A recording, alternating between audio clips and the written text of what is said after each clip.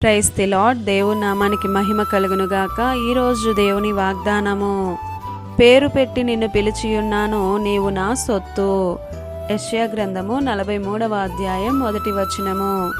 ఈ ఉదయకాలములో దేవాతి దేవుడే మనతో మాట్లాడుతున్న మాట, పేరు పెట్టి నిన్ను పిలిచియున్నాను, నీవు నా సొత్తు అని. ఎంత గొప్ప మాట! దేవుడు మనలను ప్రేమిస్తున్నాడు కనుకనే నీవు నా సొత్తని పేరు పెట్టి పిలుస్తున్నాడు. ఈ లోకం మనం వేసుకునే బట్టను బట్టి, మనం మాట్లాడే మాటను బట్టి మనకు విలువనిస్తారు. నీవు లోక సంబంధివి అయిన వ్యక్తివైతే కాదు, దేవుని చేత పిలువబడిన వ్యక్తివి. ఆయన నిన్నుగానే ఎరిగి ఉన్నాడు. నీవు దేవుని సొత్తు. ఎందుకంటే నిన్ను ప్రత్యేకపరచాలని ఆయన ఈ లోకంలో మరణించి మరలా 3వ దినమున తిరిగి లేచింది నీకోసమే. ఎవ్వరూ మిమ్మల్ని పట్టించుకోవడం లేదా? ఆయన నీ పక్షాన ఉంటాడు. పిండముగా తల్లి గర్భమందు రూపింపబడక ముందే ఆయన నిన్నెరిగాడు. మీరు విలువ పెట్టి కొనబడిన వారు కనుక మిమ్మును ఈ లోకం మర్చిపోవచ్చేమో, కానీ నా దేవుడు మర్చిపోడు.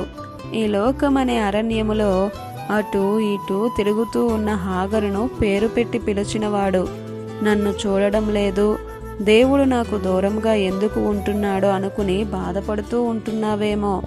మీరు మీ సొత్తు కారు, దేవుని సొత్తు. మీ దేహముతో దేవుణ్ణి మహిమపరచాలి.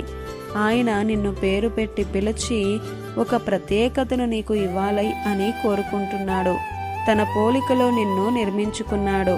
ప్రియ సహోదరుడా, సహోదరి, ఎన్నిక లేని నిన్ను ప్రత్యేకపరిచి యాజక రూపమైన రాజ్యములో తన సొత్తుగా నిర్మించాడు. ఆయన ఉన్నతముగా నిన్ను దీవించాలని, తన రాజ్యములో చేర్చాలని ఆయన ఆశపడుతున్నాడు.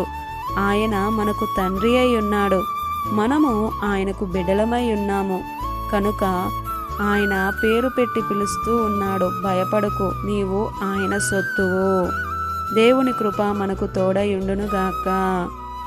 ఈ దిన వాగ్దానం మనందరి జీవితాలలో నెరవేరాలని కోరుతూ దేవుని సువార్తా పరిచర్యలో మీ సహోదరి Prasanna. God bless you. Amen.